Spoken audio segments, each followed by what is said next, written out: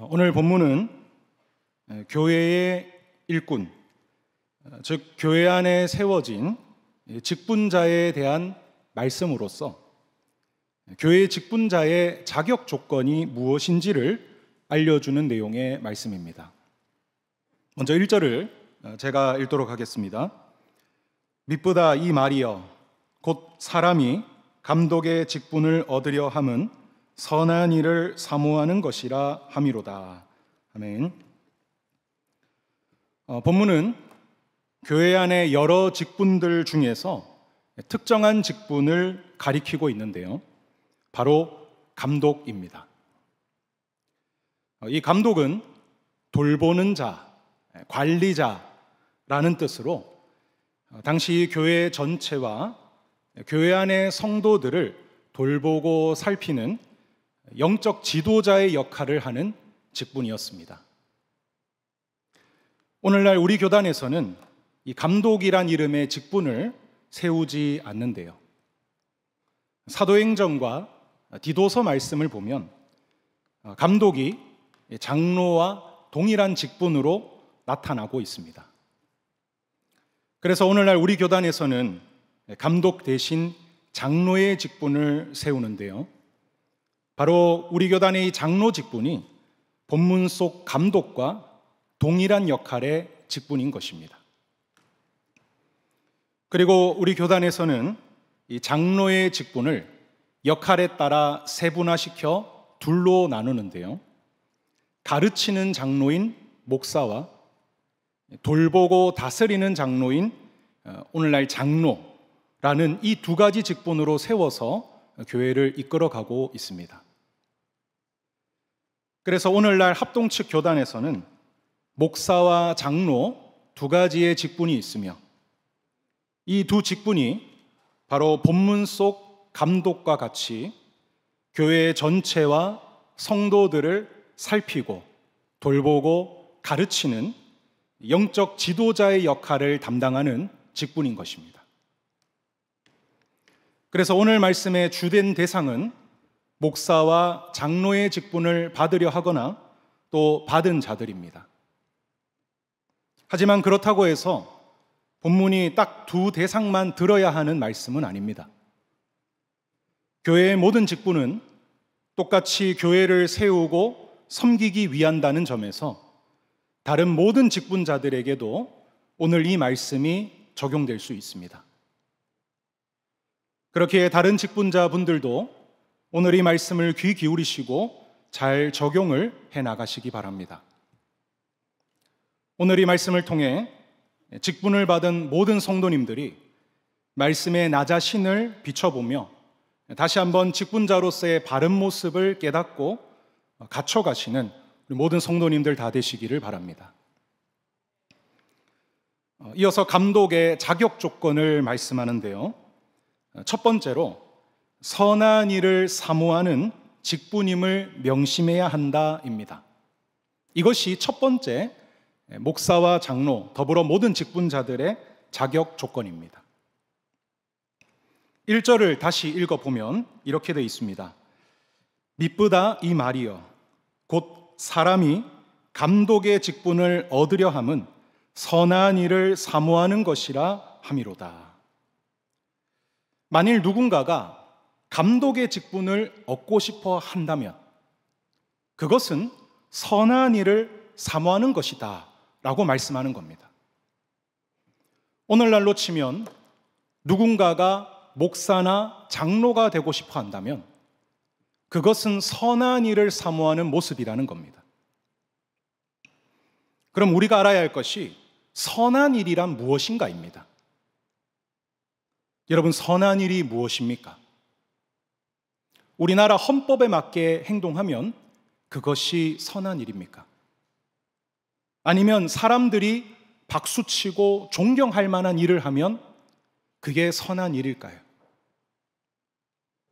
오늘 목사나 장로의 직분을 얻은 자들, 더 나아가 모든 직분자들은 선한 일이 무엇인지를 명확하게 알아야 합니다. 왜냐하면 그게 바로 우리가 직분을 받은 이유이자 목적이 되기 때문입니다. 그럼 선한 일이란 무엇인가? 먼저 성경에서 선은 오직 하나님께만 쓰여지는 단어입니다. 마태복음 19장 17절 말씀에서 이렇게 말씀합니다. 예수께서 이르시되 어찌하여 선한 이를 내게 묻느냐? 선한 이는 오직 한 분이시라. 내가 생명에 들어가려면 계명들을 지키라. 이 세상 다른 어떤 것에도 선은 없습니다. 선은 오직 하나님께만 해당되는 것입니다. 그렇기에 선한 일이란 하나님이 하시는 일입니다. 그런데 오늘 본문은 교회의 직분으로서 선한 일을 말하기에 교회를 향한 하나님의 뜻을 행하는 것이 바로 선한 일입니다. 그럼 교회를 향한 하나님의 뜻이 무엇일까요? 에베소서 4장 12절 말씀에서 이것이 잘 드러납니다. 제가 읽겠습니다. 이는 성도를 온전하게 하여 봉사의 일을 하게 하며 그리스도의 몸을 세우려 하심이라. 성도를 온전하게 한다는 것은 교회 안의 성도들을 바른 말씀과 사랑으로 돌보고 양육하여 영육이 회복되게 하며 온전한 믿음을 갖게 하여서 바르고 건강한 성도가 되게 하는 것입니다. 그래서 그 성도가 처음에는 초신자요 아무것도 모르는 자고 섬김을 받을 줄만 아는 자였지만 그렇게 성숙하고 자라서 이제는 그도 하나님 나라를 함께 이뤄가는 동력자로 세우는 것, 그것이 바로 교회를 향한 하나님의 뜻이며 이것을 이루는 것이 교회의 직분자로서의 선한 일인 것입니다. 예수님께서 오늘날 교회에 목사와 장로 직분을 세우신 이유가 바로 이것입니다. 목사와 장로는 이것을 세우기 위해 앞장서는 영적 지도자들이며 이것을 위해 교회 전체를 살피고 성도들을 지도해가는 직분인 것입니다. 그런데 종종 이 선한 일이 아닌 다른 목적으로 목사와 장로의 직분을 얻으려는 사람들이 있습니다. 제가 신학교를 다닐 때의 일입니다. 신학교에 첫 입학을 했을 때 저희 학년의 총 인원수가 대략 60명 정도였습니다. 그때가 신학생의 마지막 부흥기라고 많이들 말을 합니다. 그렇게 처음에 60명이 함께 신학교를 시작해 갔는데요. 이상하게 한 학기가 지날 때마다 적게는 5명에서 많게는 10명이 넘게 학생들이 사라지는 겁니다. 자퇴를 하거나 휴학을 하고서는 학교에서 안 보이는 겁니다. 그러다 나중에 4학년 말이 되어서는 딱 13명만 남게 되었습니다. 저는 왜 그 학생들이 그 중간에 그만둔 지가 궁금했었는데요. 그러다 그만둔 학생들 중에 몇몇을 만날 기회가 되어서 대화를 나누게 되었습니다. 그 중에 한 학생이 신학교를 그만둔 이유를 들었는데 자기가 신학생이 된 이유, 목회자가 되려 한 이유는 자기 교회 담임 목사님을 보고서 목사님이 너무 멋있다고 그렇게 생각해서 신학교에 왔다는 겁니다. 그런데 막상 와서 공부를 하고 사역을 해보니 생각했던 거랑 그 길이 너무 달랐다는 겁니다. 그래서 그 학생은 중간에 자퇴를 하고 그만두고 다른 일을 하게 되었습니다. 또 어떤 학생은 목사가 되면 많은 성도들의 존경과 영광을 받을 것 같아 보여서 신학교에 왔다는 학생도 있었습니다. 이런 여러 가지 이유들이 있었는데요. 그 중에 가장 많은 이유는 바로 인간적인 욕심과 야망 때문에 목회자가 되고자 했다는 것입니다. 이것은 비단 그 신학생들만의 이야기가 아닙니다. 오늘날 성도들 중에서 선한 일을 위해서가 아니라 개인적인 욕심이나 다른 이유로 목사와 장로가 되고 싶어하는 그런 분들이 있습니다. 또 이미 목사와 장로의 직분을 받은 분들 중에서도 선한 일을 위해서가 아니라 개인적인 욕심이나 다른 이유로 이 직분을 이용하고자 하는 분들이 있습니다. 이것은 너무나 잘못된 모습이며 하나님 앞에서 큰 죄악된 행동입니다. 그런 마음과 의도를 가지고 목사가 장로가 된다면 교회를 세우는 자가 아니라 교회를 죄로 오염시키고 무너뜨리는 자, 하나님 나라를 망가뜨리는 자가 될 것이며 이것은 하나님 앞에서 큰 죄악인 것입니다. 오늘 목사와 장로의 직분을 가진 저와 여러분 모두들, 오늘 이 말씀을 마음 깊이 새기며 우리가 왜 이 직분을 받았는지, 이 직분의 목적이 무엇인지를 명심하고 또 명심해야 할 것입니다. 그리고 처음에는 분명 선한 일을 위해서 이 직분을 받고 일했으나 시간이 지나다 보면 그 마음이 변질될 수가 있습니다. 왜냐하면 우리는 전부 다 연약하기 때문입니다. 그렇게 오늘 이 말씀을 통해서 우리 마음을 다시 점검해야 합니다. 이 직분을 받은 내가 지금 무엇을 위해 일하고 있는지, 내가 선한 일을 위해 섬겨가고 있는지, 아니면 내 욕심과 야망을 이루고자 일하고 있는지를 우리는 점검해야 할 것입니다. 그럴 때 정말로 하나님이 기뻐하시며 교회를 살리고 바르게 세우는 참된 목사와 장로가 될 것입니다. 더불어 다른 모든 직분자들도 선한 일을 목표로 삼으며 바르게 섬겨가시기를 바랍니다. 그것이 하나님께서 우리에게 직분을 주신 진정한 이유이자 목적입니다. 다음 두 번째로, 인격과 성품이 갖춰져야 한다는 것입니다. 이어서 2절부터 감독이 되기 위한 실제적인 자격 조건들을 나열하는데요.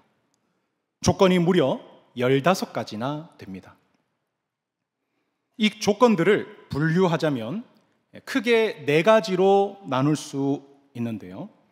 첫 번째로 인격과 성품이 갖춰져야 한다라는 것입니다. 2절 후반부에 3가지, 절제하며 신중하며 단정하며, 그리고 3절 후반부에 오직 관용하며 다투지 아니하며 나그네를 대접하며, 이 3가지를 해서 총 6가지입니다. 먼저 앞에 3가지를 살펴보자면, 절제하면은 원어상으로 술에 취하지 않은 이런 뜻입니다. 즉 순간적인 감정이나 욕망에 사로잡히지 않는 자기 통제력을 갖춘 모습을 의미하는 것입니다. 다음 신중하면은 온전한 마음을 가진 이란 뜻으로 생각과 마음이 건전하고 사려 깊게 행동하는 성숙한 인격을 갖춘 것을 의미합니다. 다음 단정하며는 질서와 품위가 있는 이란 뜻으로 삶의 모습이 혼란스럽지 않고 질서가 있고 품위가 있는 모습을 가리킵니다. 다음으로 3절 후반부의 3가지를 하나씩 살펴보자면, 오직 관용하며는 친절한, 참을성 있는 이란 뜻으로 모든 면에서 너그럽고 따뜻한 마음으로 사람들을 대하는 것을 의미합니다. 다음 다투지 아니하며는 싸움을 삼가하는 이란 뜻으로 다른 사람과의 다툼을 싫어하고 평화를 추구하는 마음과 태도를 의미합니다. 마지막으로 나그네를 대접하며는 나그네를 사랑하는 이란 뜻으로 당시의 순회 전도자나 혹은 교인들 중에 어려움이 있는 성도가 찾아왔을 때, 자신이 어떤 문제나 고민이나 어떤 현실적인 여러 가지 문제를 갖고 찾아왔을 때 따뜻하게 맞아주고 그에게 선을 베푸는 것을 의미합니다. 이 6가지를 간략히 정리하자면 이렇습니다. 자기 통제력이 있으며 성숙한 인격을 갖추고 삶이 질서와 품위가 있고 모든 면에서 너그럽고 따뜻한 마음으로 대하며 항상 평화를 추구하고 어려운 성도를 선하게 대하는 모습인 것입니다. 이 6가지의 인격과 성품적인 면이 바로 목사와 장로의 첫 번째 자격 조건인 것입니다. 어떻습니까, 여러분? 대부분의 성도들이 바라고 꿈꾸는 목사님이나 장로님의 모습이라 생각합니다. 아마 여러분들의 신앙생활 가운데 특별히 기억하고 또 존경하는 목사님이나 장로님의 모습이 대부분 이런 인격과 성품을 갖춘 모습이라 생각합니다. 이것이 바로 성경에서 말하는 인격과 성품적인 면에서의 자격 조건인 것입니다. 다음 3번째로 개인 생활적인 면이 갖춰져야 한다라는 것입니다. 개인 생활적인 면은 총 5가지로서 하나씩 살펴보자면요. 첫째로 2절 중반부에 책망할 것이 없으며인데, 이것은 붙잡힐 것이 없는 이란 뜻으로 다른 사람들에게 비난받을 만한 큰 흠이나 문제가 없는 것을 의미합니다. 오늘 우리들, 더 나아가 모든 사람들 중에 어느 누구도 흠없는 사람은 없습니다. 그러나 교회 안에서 계속해서 사람들의 입에 오르내리며 큰 흠과 문제가 있어 지속적인 비난을 받고 있는 사람이라면, 지금 계속해서 그러고 있는 중이라면 그는 영적 지도자의 역할을 맡을 수가 없다라는 것입니다. 다음은 한 아내의 남편이 되며인데요. 이것은 단어 그대로 한 여자의 남편이란 뜻으로 일부 일처제를 포함하여 부부로서 성적인 순결을 의미하는 것입니다. 성경에서 성적 문란함과 불륜은 곧 우상 숭배이자 방탕과 타락으로 직결되는 행위입니다. 영적 지도자가 만약 성적으로 문란하다거나 또는 불륜의 관계에 있다면 그는 성도들을 죄악과 방탕으로 이끄는 자가 될 것이며 많은 성도들을 시험케 할 것입니다. 그렇기에 이 감독, 오늘날 목사와 장로는 자기 배우자만을 사랑하며 그에게 헌신된 사람이 영적 지도자가 되어야 하는 것입니다. 다음 3절에 술을 즐기지 아니하며인데요. 이것은 술을 옆에 끼고 사는 이라는 뜻으로 술에 중독되고 강력하게 의존하는 것을 의미합니다. 우리가 잘 알다시피 술에 중독되고 의존한다면 그는 제대로 된 정신을 가질 수 없습니다. 그리고 시간이 흐를수록 육적으로나 영적으로 반드시 피폐해지고 망가지게 됩니다. 그리고 오늘 이 말씀은 단순히 술만을 가리키는 것이 아니라 우리를 중독시키고 정신을 혼미하게 만들며 육적, 영적으로 피폐하게 만드는 모든 것들을 가리킵니다. 영적 지도자라면 이런 것에 중독이 되어서는 안 된다라는 것입니다. 다음은 구타하지 아니하며입니다. 이것은 실제로 다른 사람에게 폭력을 휘두르는 것을 의미합니다. 그런데 여기서 폭력은 실제 때리는 행위와 더불어 언어적인 폭력도 같이 포함됩니다. 우리가 감정이 격해지거나 분노가 차올랐을 때 이것을 다스리고자 애쓰는 것이 아니라 그냥 바로 상대방에게 폭력적으로 쏟아내는 모습인 것입니다. 영적 지도자는 교회 성도들을 향해 오래 참고 사랑으로 돌보기에 힘쓰는 자들입니다. 물론 사람이 감정이 격해지거나 또 분노가 차오른다면 그것을 다스리는 게 결코 쉽지가 않습니다. 하지만 그렇다고 해서 그것을 아무런 필터 없이 쏟아내는 것이 아니라 그래도 참고 인내하며 선으로 악을 이기고자 힘쓰고 분투하는 사람이 되어야 되는 것입니다.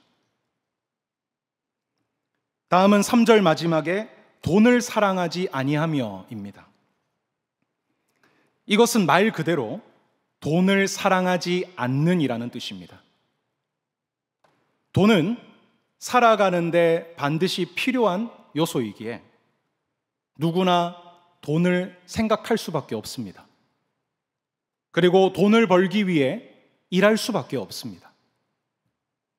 그러나 돈을 벌고자 일하는 것과 돈을 사랑하는 것은 다릅니다. 돈을 사랑하는 것은 탐욕에 사로잡히는 것을 의미합니다. 돈이 나에게 있어서 제일 중요한 존재가 되며 그 돈을 목표로 인생의 방향을 잡고 그것을 위한 인생을 사는 것을 의미합니다. 이런 사람은 교회 일을 할 때에도 또 성도를 대할 때에도 늘 돈만 생각합니다. 이 일이 돈이 되는가? 저 성도에게 잘하면 나에게 어떤 실질적인 이득이 있는가? 저 성도는 돈이 많은가 적은가? 여기에 모든 관심이 쏠려서 교회 일을 하게 되는 것입니다. 이런 사람은 돈에 모든 관심이 쏠려 있기에 영혼을 바라보고 영혼을 살리는 하나님의 선한 일을 결코 제대로 감당할 수가 없는 것입니다. 마지막으로 4절에서 5절에 자기 집을 잘 다스려 자녀들로 공손과 복종함을 얻는 사람입니다.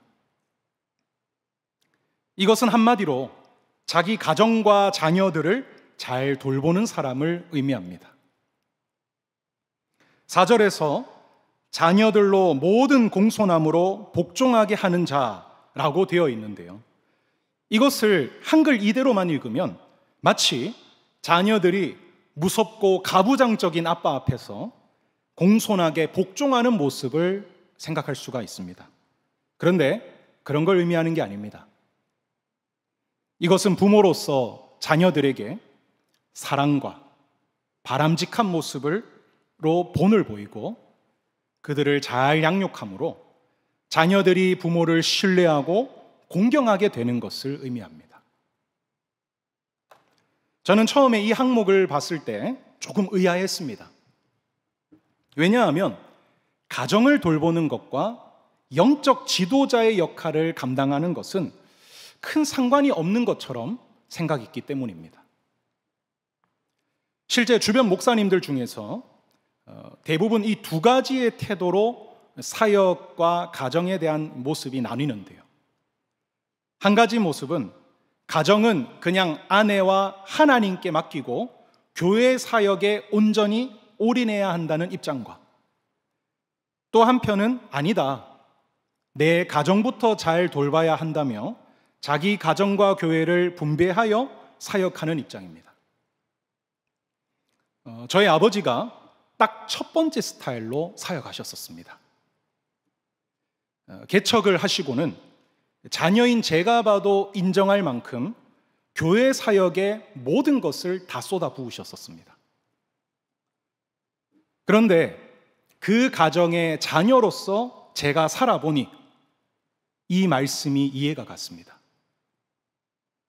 아버지가 목회자로서는, 목사로서는 정말 헌신적이고 신실하신 목사님이셨지만 저의 아버지로서는 저에게 서운함과 수많은 상처를 안겨준 아버지셨기 때문입니다.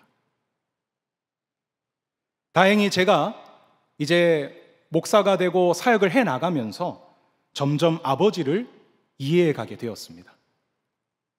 그리고 아버지와 많은 대화와 시간을 보내면서 그런 여러 오해와 상처들이 많이 회복되게 되었는데요, 그러면서 아버지가 저에게 하신 말씀이 있었습니다. 내가 미안하다. 만약 그때로 돌아간다면 내가 너를 좀 더 잘해줄 걸 그랬다 라는 말이었습니다. 그렇습니다, 여러분. 목사나 장로에게 있어서 그의 가정도 작은 교회입니다. 오히려 이런 공적인 교회보다 훨씬 더 우리의 솔직하고 적나라한 모습이 다 드러나는 교회, 사랑과 상처도 훨씬 잘 받는 교회, 영적인 영향력도 가장 크게 주는 세밀하고 정교한 교회인 것입니다. 5절에서 중요한 말씀을 하는데요, 이렇게 말씀합니다. 사람이 자기 집을 다스릴 줄 알지 못하면 어찌 하나님의 교회를 돌보리요.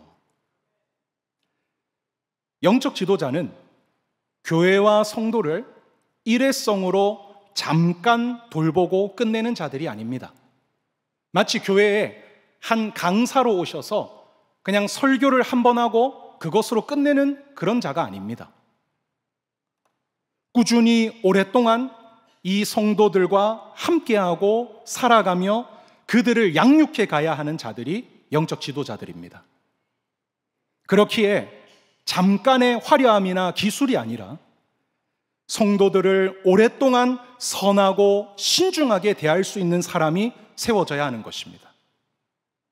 그걸 가장 잘 확인할 수 있는 곳이 바로 가정입니다. 제가 결혼을 하고 아이를 키우다 보니 이 말씀이 너무 와닿았습니다. 우리 성도님들께서는 제가 공적으로 보여주는 모습만 볼 수 있습니다. 그리고 그것으로만 저를 평가하게 됩니다. 하지만 가정은 다릅니다. 가정에선 이미 옷차림부터가 가벼워집니다. 요즘 한참 덥지 않습니까? 집에서는 아예 우통을 벗고 있을 때도 많습니다. 그리고 나의 생각, 행동, 말하는 것, 모든 것들이 완전히 오픈되어져 있기 때문에 저의 모든 면이 다 드러나게 됩니다. 그래서 저의 좋은 점만이 아니라 저의 연약한 점과 부족함과 치부 같은 면들까지 전부 다 드러나게 되는 겁니다. 그런데 그런 가정에서 만약 자녀들에게 사랑을 받고 인정받는 부모다, 완벽할 수는 없으나 그래도 자녀들이 자기 부모님을 신뢰하고 그래도 자녀와의 관계가 잘 세워진 가정이다, 그 사람은 정말 좋은 사람입니다. 정말로 믿고 신뢰할 수 있으며 영적 지도자로서의 자격이 충분한 사람인 것입니다. 저도 이 말씀을 묵상하면서 한편으로 너무 부끄러웠었습니다. 그리고 다짐하기를 이제부터라도 아내와 자녀들을 많이 사랑하려고 노력하고 또 아이들에게 아버지로서 부끄럽지 않도록 노력해야겠다라는 이런 생각이 참 많이 들게 되었습니다. 이렇게 세 번째로 개인 생활적인 면을 갖추는 것이 자격 조건이 됩니다. 마지막 네 번째로는 나머지 짧은 자격의 요건들을 종합해서 보고자 하는데요. 먼저 6절에서는 새신자는 교만하여질 수 있기 때문에 영적 지도자의 자격이 안 된다라고 말을 합니다. 그리고 7절에서는 교회 밖의 세상에서도 괜찮은 사람이라는 증거를 받는 사람이라야 된다라고 말씀합니다.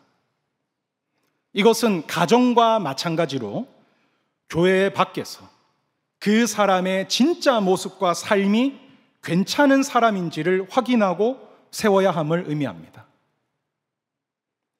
마지막으로 재능과 은사적인 면인데요. 오늘 본문은 목사와 장로라는 영적 지도자가 아닙니까? 그런데 참 이상하게도 은사적인 면은 딱 한 가지밖에 없습니다.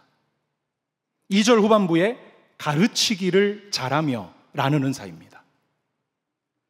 이것은 하나님의 말씀을 성도들에게 바르고 정확하게 온전하게 잘 전하고 가르치는 것을 의미하는 것으로 두 장로가 모두 다 해당되겠지만 특히 가르치는 장로인 목사에게 해당되는 자격이라 알 수 있습니다.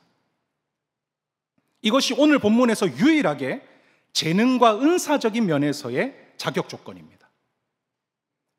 하나님의 말씀은 교회 공동체의 가장 중요한 요소 중 하나이기에 이것만큼은 반드시 바르고 제대로 갖춰져야 한다라는 것을 보여주는 것입니다. 우리가 잘못된 말씀을 듣고 배울 시 우리의 믿음과 신앙 자체가 완전히 변질될 수가 있기 때문인 것입니다.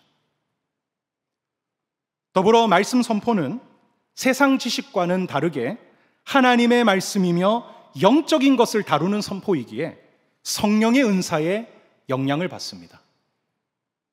그렇게 목사는 하나님의 말씀을 바르고 정확하게 전하는 재능과 성령의 은사가 있어야 하는 것입니다. 이렇게 총 15가지의 감독의 자격 조건을 살펴보았는데요. 이 자격 조건을 전체적으로 볼 때 한 가지 특징을 우리는 발견하게 됩니다. 그것은 바로 성령의 은사가 아니라 성령의 열매를 강조한다라는 것입니다. 오늘 감독의 자격 조건을 보면 어떤 특별한 능력, 영험한 은사를 전혀 강조하지 않습니다. 예를 들면 병을 고치는 능력이나 예언의 능력 등 어떤 신비한 영적인 능력을 갖추는 것을 지도자의 자격 조건으로 전혀 말하고 있지 않습니다. 은사는 딱 하나, 말씀을 가르치는 부분에서만 강조되고 나머지 모든 것들은 성령의 열매에 집중을 합니다. 성령의 열매가 무엇입니까? 아마 우리 성도님들 중에서 암송하시는 분들도 계신 아주 잘 아는 말씀인데요. 갈라디아서 5장 22절에서 23절에 성령의 열매가 나타납니다. 제가 읽겠습니다. 오직 성령의 열매는 사랑과 희락과 화평과 오래 참음과 자비와 양선과 충성과 온유와 절제니. 앞서 살펴본 14가지의 조건들 모두 다 결국 이 9가지 성령의 열매에서 파생된 것들입니다. 그렇습니다. 교회의 영적 지도자는 특별하고 영험한 능력을 갖춘 자가 되는 것이 아닙니다. 삶의 선한 열매를 맺는 자가 세워져야 하는 것입니다. 예수님께서 말씀하셨습니다. 이러므로 그들의 열매로 그들을 알리라. 선하고 아름다운 삶의 열매를 맺는 직분자가 교회를 선하고 아름답게 섬겨갈 수가 있는 것입니다. 오늘 감독의 자격 조건의 말씀들을 함께 살펴보았는데요. 오늘 이 말씀이 목사인 저부터 시작해서 모든 중직자분들, 그리고 더 나아가 우리 교회 모든 직분자분들의 마음속에 잘 새겨지기를 바랍니다.